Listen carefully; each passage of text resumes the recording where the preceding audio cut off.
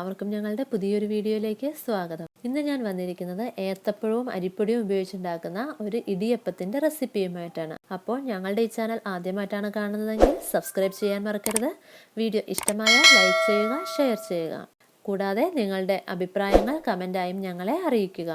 അപ്പോൾ നമുക്ക് ഇതെങ്ങനെയാണ് തയ്യാറാക്കുന്നതെന്ന് നോക്കാം.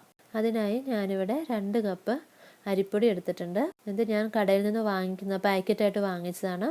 അല്പം തേങ്ങ എടുത്തിട്ടുണ്ട്. നന്നായിട്ട് പഴുത്ത 2 ഏത്തപ്പഴം എടുത്തിട്ടുണ്ട്. ഇനി നമുക്ക് ഈ ഏത്തപ്പഴം ചെറിയ പീസാക്കി ഒന്ന് മിക്സിയിലിട്ട് നന്നായിട്ട് അടിച്ചെടുക്കണം.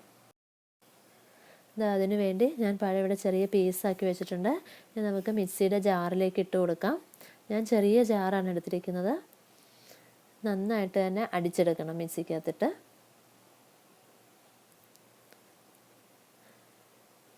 അതായത് ഞാൻ നന്നായിട്ട് തന്നെ അടിച്ചെടുത്തിട്ടുണ്ട്. ഇനി ബാക്കിയുള്ള പഴവും നമുക്ക് ഇതുപോലെ തന്നെ നന്നായിട്ട് അടിച്ചെടുക്കണം.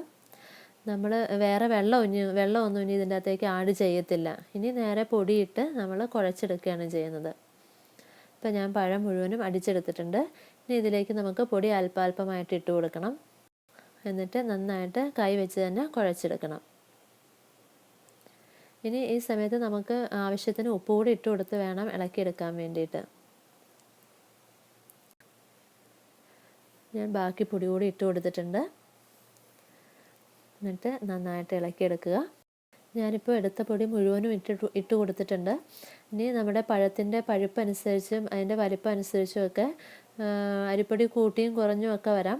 പിന്നെ പഴത്തിൻ്റെ പഴുപ്പനുസരിച്ച് നമുക്ക് മധുരത്തിലും കുറച്ച് വ്യത്യാസമൊക്കെ വരാം കേട്ടോ. മധുരം കുറവാണെന്നുണ്ടെങ്കിൽ കുറച്ച് പഞ്ചസാരയും കൂടെ നമുക്ക് ആഡ് ചെയ്ത് കൊടുക്കാം. ഇപ്പോൾ ഞാനിത് കുഴച്ച് ചെറിയൊരു 3-4 പീസാക്കി വെച്ചിട്ടുണ്ട്. സേവനാഴിയിലേക്ക് ഇടാൻ എളുപ്പത്തിന് വേണ്ടി. നമുക്കത് ഇട്ട് കൊടുക്കാം അതിൻ്റെ അകത്തേക്ക്. കണ്ടോ, ഇതുപോലെ. ഇനി നമുക്കത് അടച്ചു വയ്ക്കണം.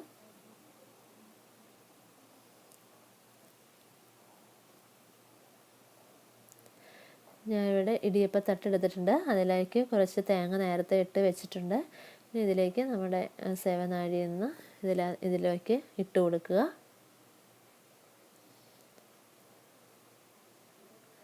കണ്ടോ, ഇതുപോലെ. ഇത് കണ്ടോ, നമ്മുടെ സാധാരണ ഇടിയപ്പം പോലെ തന്നെയാണ്. പഴം ചേർത്തതിൻ്റെ ഒരു വ്യത്യാസവും ഇല്ല. കളറിൽ കുറച്ച് വ്യത്യാസമുണ്ട്. സാധാരണ നമ്മുടെ വൈറ്റ് കളറാണല്ലോ വരുന്നത്. ഇതിപ്പോൾ ഒരു യെല്ലോയിഷ് കളറാണ് വന്നേക്കുന്നത്. പിന്നെ നമുക്ക് കറി ഒന്നും വേണമെന്നില്ല ഇത് കഴിക്കാൻ വേണ്ടിയിട്ട്. കാരണം ഓൾറെഡി മധുരം ഉണ്ടല്ലോ.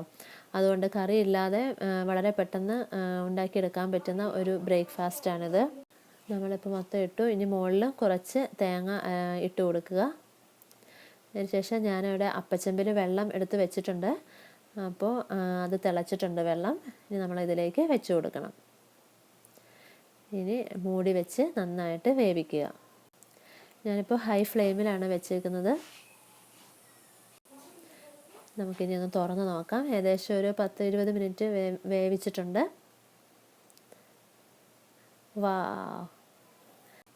പഴം ഉപയോഗിച്ചുള്ള ഇടിയപ്പം റെഡി ആയിട്ടുണ്ട്. സാധാരണ ഇടിയപ്പം പോലെ തന്നെ.